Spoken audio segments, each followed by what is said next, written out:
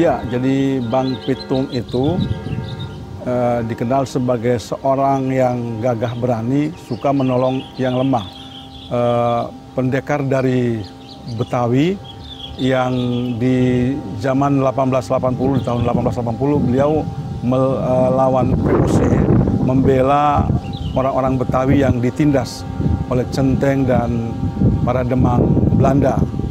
Jadi beliau adalah jago silat, dikenal sebagai jago silat, orang yang khatam Quran, ahli zikir. Beliau sangat cerdas ya dalam ilmu agama.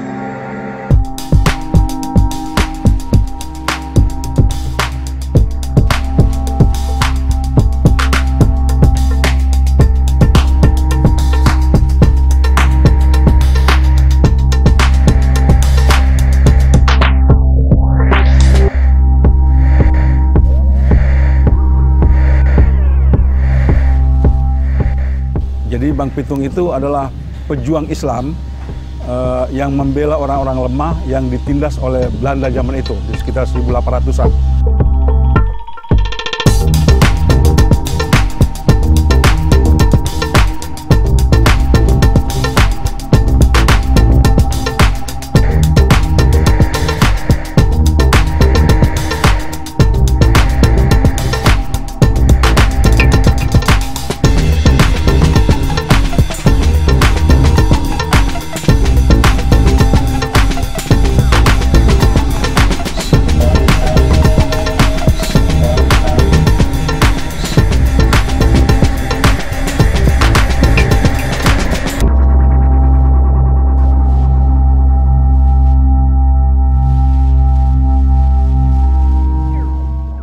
Bang Pitung diperkirakan lahir 1860-an.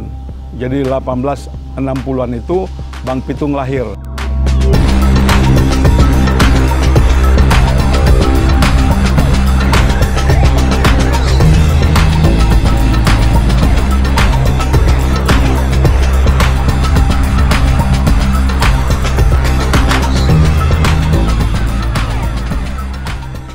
Menurut para ulama, Pitung adalah bukan nama orang, nama perguruan.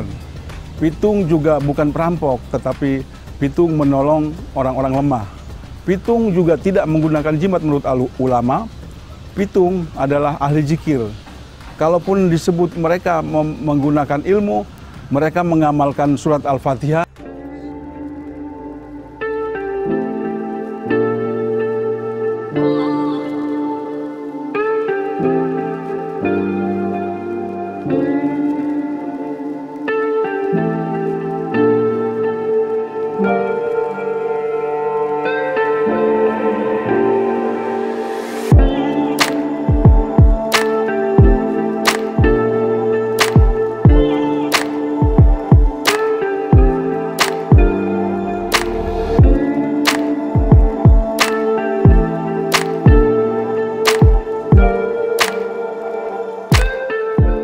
Bang Pitung itu memang sangat disukai oleh orang. Orang ini artinya orang Betawi yang ditolong oleh Bang Pitung.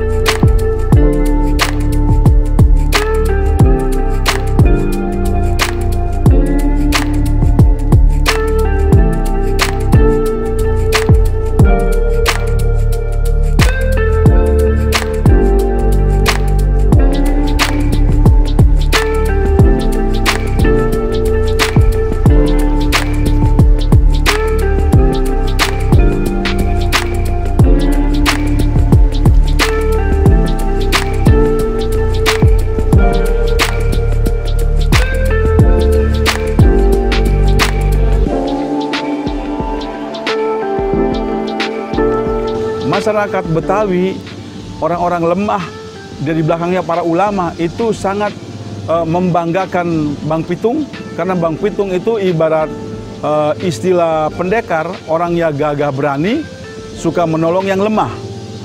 Jadi dia suka menolong orang-orang lemah, menolong orang-orang yang ditindas, menolong orang-orang yang hak tanahnya diambil paksa, dirampas oleh Centeng atau Demang yang disuruh oleh Belanda.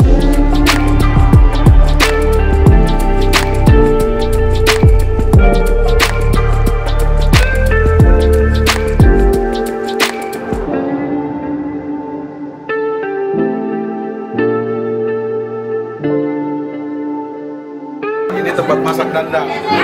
Kalau ini yang di rumah, ini yang diambil dari sumur. Ini yang dipakai untuk ngambil dari sumur. Ya, ya ini ngambil sumur. Jadi bisa begini dia, bawanya begini. Ya, jadi cara bawanya dari sumur begini. Ibu-ibu ya. Nah, kalau ini di rumah, di apa, dari sungai kemudian dituangkan ke sini. Ya, dituangkan ke sini, kemudian dari sini ke sini. Ini untuk masakan, dimasak dari sini ke sini dimasak. Itu cara teko ya, dimasak. Kalau ini dandang untuk masak nasi, ini kan ada beras, nanti ada yang tajam ke bawah gitu ya. Nah ini dandangnya. Ya iya, ini dan ada air ya, ada berasnya di situ. Ini air, kemudian dimasak, ada tungku di bawahnya nanti. Di tungkunya. Rice. Iya, rice ya. Kalau ini untuk tumbuk, iya water ya. Fire. Iya betul. Fire on the. Iya betul. Oke, iya.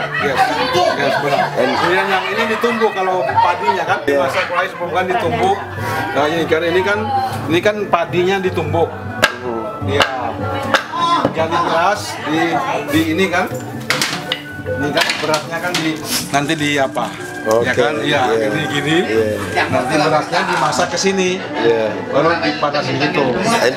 Baru makan pakai ini. Ini piring. This is plate. Iya, ini piring. Wow. Okay.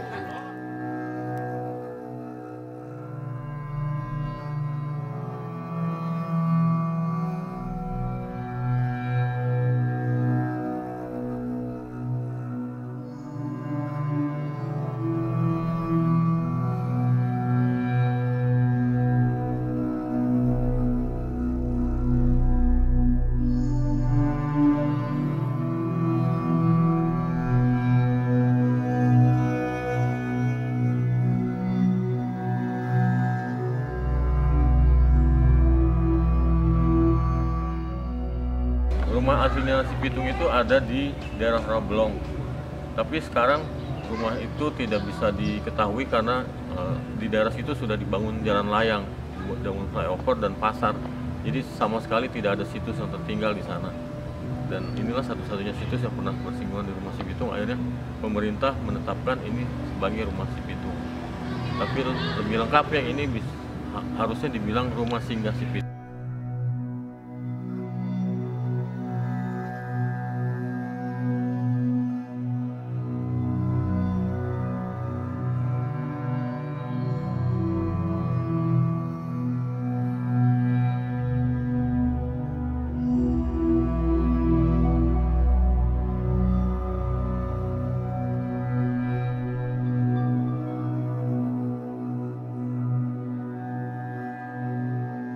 Si Pitung sampai terbunuh oleh Belanda, beliau tidak menikah.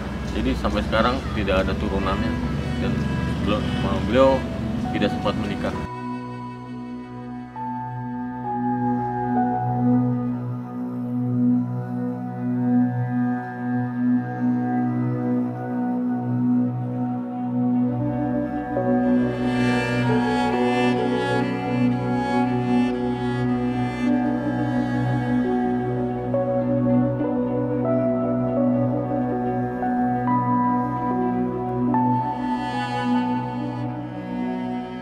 Kalau mahasiswa atau pelajar yang datang ke sini untuk tugas belajar, mereka akan bertanya tentang sejarah dan seterusnya. Tapi kalau sebagian besar pengunjung kita, mereka ke sini untuk foto dan bernostalgia, berkumpul keluarga, makan bersama, kemudian foto-foto, kemudian pulang. Nah, itu yang kebanyakan dari pengunjung Rumah Pitung. Dan selebihnya mereka karena daya tarik magnet nama besar Bang Pitung sebagai orang penolong yang nggak ada tandingnya.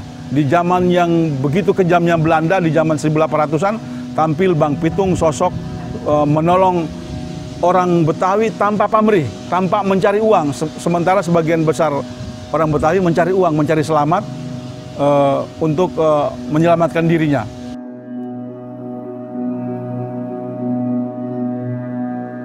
Soekarno! Rumah Pitung 1, 2, 3. Rumah Pitung! Suka rumah pitung? Suka mana?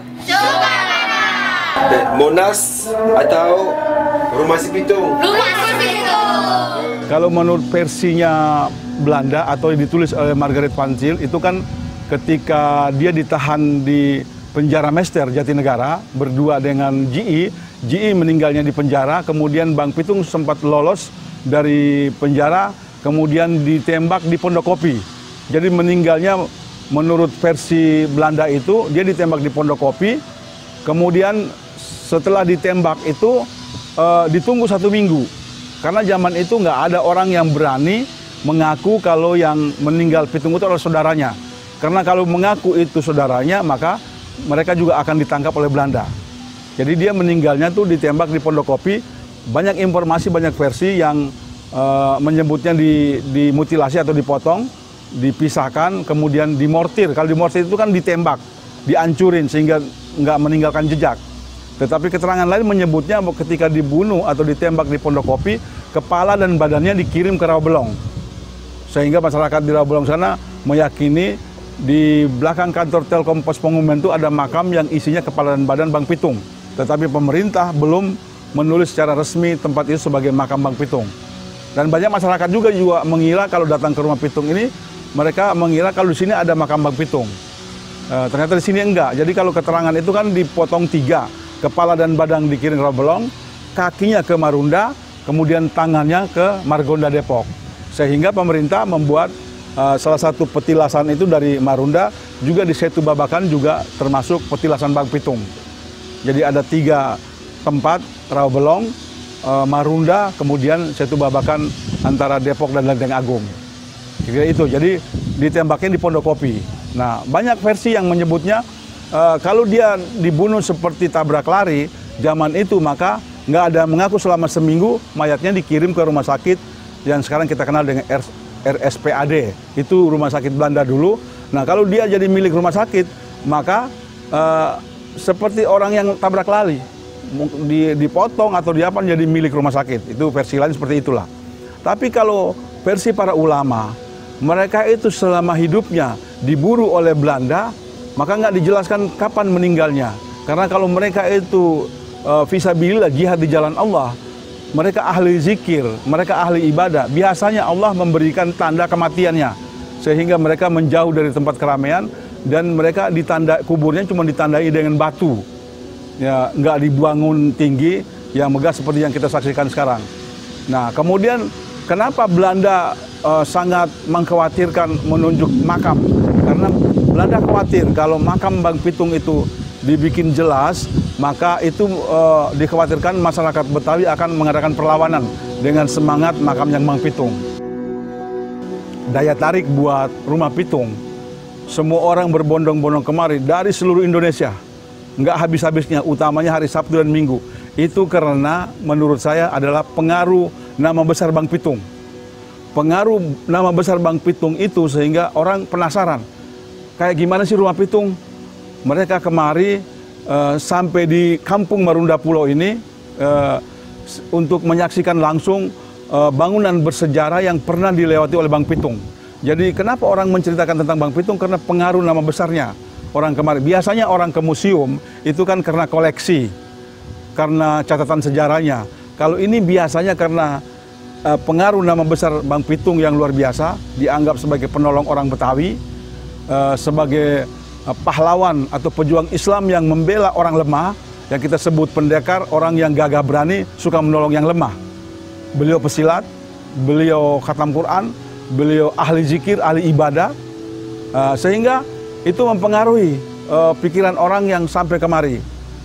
Kemudian kalau pengunjung kita itu 80% dari Bekasi dan sekitarnya untuk masyarakat menengah ke bawah.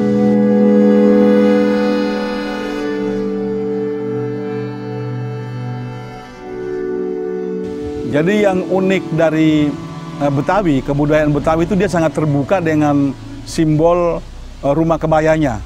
Dia sangat terbuka dengan kebudayaan lokal lain yang masuk ke Batavia. Assalamualaikum warahmatullahi wabarakatuh. Sampai jumpa lagi di lain kesempatan kepada para pengunjung, semoga bisa mampir ke Rumah Pitung lagi di kesempatan yang lain yang sudah ditentukan oleh pengelola Rumah Pitung.